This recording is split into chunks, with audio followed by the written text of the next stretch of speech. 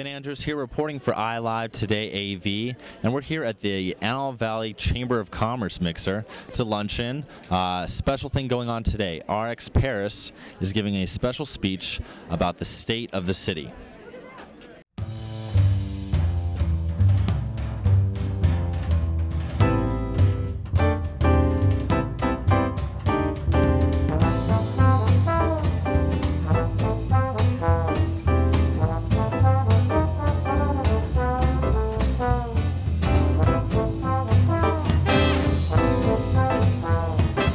My wife and I were watching Dr. Oz about vocal cords, and I haven't been able to talk since.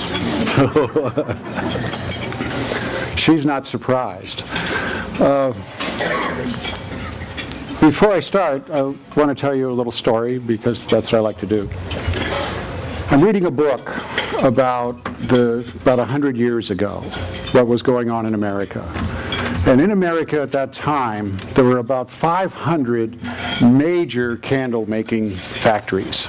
It was a major industry. It was as big as any industry that you can think of today with the scale to the population at that time.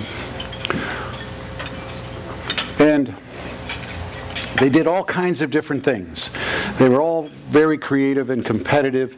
They would make big ones, little ones, fat ones, smelly ones, ones with shapes, and they were all competing with each other for the candle industry.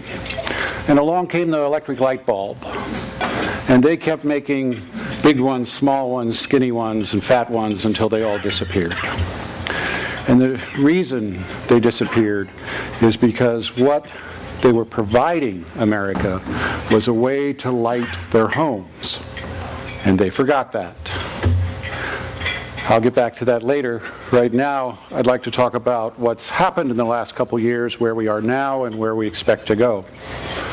You know, we've become very adept at learning how to frame things. Learning how to take something that's terrible and make it sound not so bad. Of learning how to get people to vote for something even though it's something else because we call it a different name. And you know, what's happened in the last 2 years to our economy, we've done that incredibly successfully. You know, but if you look at the numbers, and you look at the charts, and you look at what the economists are telling us now, we're in the middle of a depression. Everything matches to that of 1929 and 1930. The distribution of wealth is the same. What's happened in the market is the same.